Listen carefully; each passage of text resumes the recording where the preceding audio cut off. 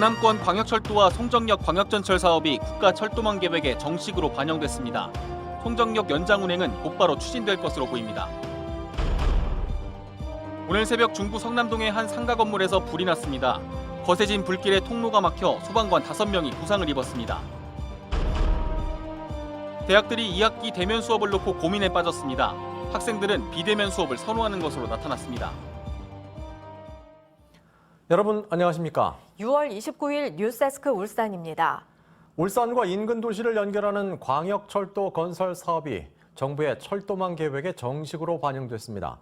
광역철도 건설을 위한 첫 단계를 통과했지만 앞으로 사업의 타당성과 경제성을 입증하는 절차가 남아 있습니다. 또 오랜 과제였던 송정역 광역전철 연장도 이번 계획에 반영돼 곧바로 사업 추진이 가능하게 됐습니다. 유희정 기자입니다. 국토교통부는 향후 10년간 국가가 투자할 국가철도망 구축계획안을 최종 확정했습니다. 이 계획안에 울산과 부산, 경남이 함께 요구해왔던 동남권 순환광역철도와 부산 양산 울산 광역철도 사업이 모두 포함됐습니다. 동남권 순환광역철도는 울산역에서 양산 북정과 물금을 거쳐 김해 진영을 연결하는 50km 구간으로 건설됩니다. 부산 양산 울산 광역철도는 울산역에서 출발해 신복과 웅촌을 거쳐 양산 웅상을 지나 부산 노포를 연결합니다. 광역철도가 건설될 경우 김해 진영에서 울산까지 이동 시간이 기존 135분에서 37분으로 3배 넘게 빨라지는 등 지역 간 이동이 편리해집니다. 이에 따라 울산과 인근 지역을 연결한 대도시권의 동반 발전도 기대되는 대목입니다. 다만 이번 계획에 포함됐다고 해서 곧바로 철도가 깔리는 것은 아닙니다. 지자체가 사업의 타당성을 먼저 조사한 뒤 이를 토대로 정부의 예비 타당성 조사를 통과하거나 면제받아야 합니다. 이후에 철도 기본 계획을 세우고 설계를 거쳐 실제 건설에 들어갈 수 있습니다. 울산시는 광역철도를 함께 건설할 부산, 경남과 함께 사전 타당성 조사에 곧바로 착수할 계획입니다. 한편 송정역 광역전철 사업도 이번 국가철도망 계획에서 공식적으로 확정됐습니다. 태화강역에서 끝날 예정이었던 노선을 송정역까지 연결하려면 태화강역에서 송정역까지의 구간을 광역철도로 새로 지정해야 하는데 이번 계획에서 정식 지정된 겁니다. 송정역 연장 운행을 위한 예산 75억 6천만 원은 이미 지난해에 국비로 확보되어 있어서 울산시는 곧바로 사업을 추진할 계획입니다. MBC 뉴스 유희정입니다. 오늘 새벽 중구 성남동의 한 상가 건물에서 불이 났는데 인명구조에 나선 소방관 5명이 갑자기 거세진 불길에 크고 작은 부상을 했습니다. 다행히 3층 창문을 깨고 뛰어내려 더 큰 화는 막을 수 있었습니다. 정인곤 기자입니다. 건물 3층 밖으로 시뻘건 불길이 쉴 새 없이 뿜어져 나옵니다. 소방차가 도착하고 서둘러 진화에 나서지만 검고 진한 연기는 건물 주변을 가득 채웠습니다. 엄마 어떡해. 오늘 새벽 5시쯤 울산 중구 성남동의 한 상가 건물 3층에서 불이 났습니다. 거센 불길과 연기에 인근 주민들이 대피하는 소동이 벌어졌습니다. 타는 연기 냄새에 저희가 깼거든요. 이제 연기 냄새 너무 많이 나서 창밖을 봤더니 그 소방차가 있고 불길이 밖으로 나오고 막 이렇더라고요. 현장에 도착한 소방 구조대는 우선 건물 옥상에서 주민 2명을 구조했습니다. 그리고 3층 미용실에 사람이 있을지 모른다는 말을 듣고 또다시 불타는 건물로 진입했습니다. 불이 난 미용실로 통하는 계단입니다. 성인 남자 1명이 서도 가득 찰 정도로 좁은 이곳이 소방대원들이 오갈 수 있는 유일한 통로였습니다. 하지만 갑자기 거세진 불길이 이 통로를 막아버렸습니다. 화마 속에 갇혀버린 위급한 상황. 소방관 5명은 3층 유리창을 깨고 건물 밖에 설치된 에어매트로 몸을 던졌습니다. 갑자기 불길이 더 세지면서 저희가 입구 쪽으로 퇴출을 못하는 상황에서 저희가 어쩔 수 없이 창문으로 이렇게 퇴출하게 되었습니다. 이 과정에서 대원 5명 모두 부상을 당했고 특히 1명은 손과 등에 심한 화상을 입었습니다. 소방당국은 부상당한 대원들의 치료를 최우선으로 하고 국과수와 함께 합동감식을 벌여 정확한 화재 원인을 조사할 예정입니다. MBC 뉴스 정인곤입니다. 오늘 울산에서는 코로나19 신규 확진자 4명이 추가로 발생했습니다. 남구에 사는 신규 확진자는 서울의 확진자와 다른 한 명은 밀양 확진자와 접촉해 감염된 것으로 파악됐습니다. 나머지 2명에 대해서는 감염 경로를 조사하고 있습니다. 이로써 지역 누적 확진자는 2,824명으로 늘었습니다. 울산 초중고등학교가 전면 등교에 들어간 데 이어 대학도 2학기 수업 형태를 놓고 고민을 하고 있습니다.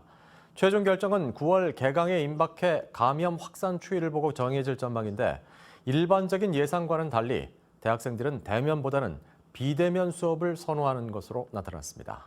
유영재 기자입니다. 여름 방학 중인 울산대학교.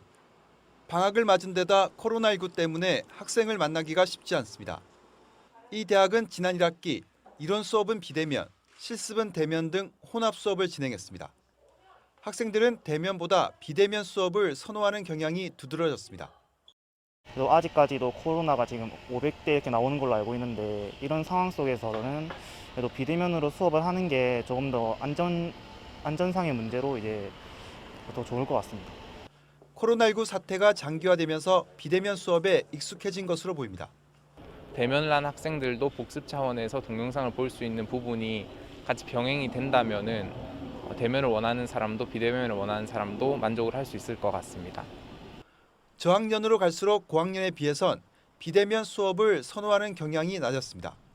새내기다 보니까 친구도 사귀고 싶고 학과도 좀 제대로 알고 싶어가지고 이제 좀 대면으로 했으면 좋겠는데 아직 상황이 조금 그렇다 보니까. 이 같은 결과는 이 대학이 지난해 2학기 이후 실시한 설문조사에서도 나왔습니다.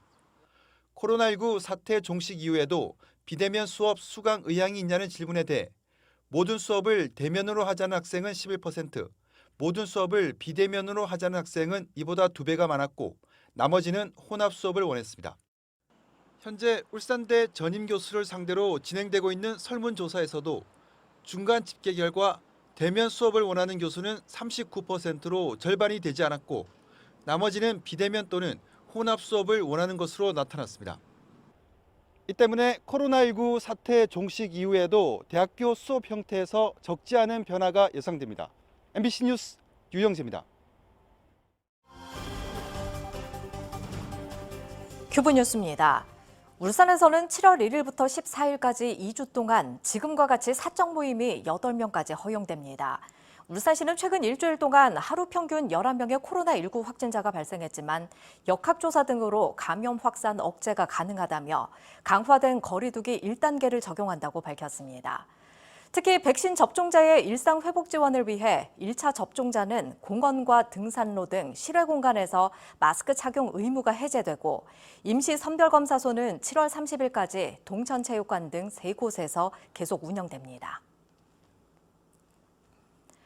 산업연구원이 펴낸 코로나 팬데믹의 국내 지역경제 영향 보고서에 따르면 코로나19는 국내 지역경제에 제주, 인천, 울산 등의 순서로 큰 영향을 미친 것으로 분석됐습니다.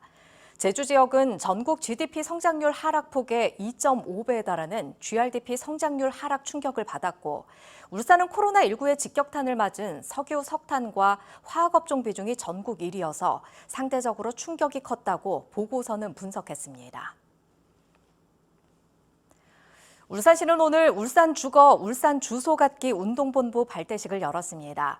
운동본부에는 지역 공공기관과 기업, 대학교 등 각계 분야에서 23개 기관과 단체가 참여했으며 울산에 살지만 전입신고를 하지 않은 사람들에게 주소 이전을 독려하고 인구 유출을 막기 위한 대책을 논의하게 됩니다. 신세계가 백화점을 짓겠다는 약속을 뒤집고 오피스텔을 세우겠다고 발표한 것에 대해 지자체와 지역 주민 모두 반발하고 있습니다. 중구는 오피스텔에 들어설 상업시설 규모가 너무 작다며 당초 백화점 입점 계획에 상응하도록 확대해야 하며 건물 진출입로와 콘텐츠 등 구체적인 실행 계획을 요구하겠다고 밝혔습니다.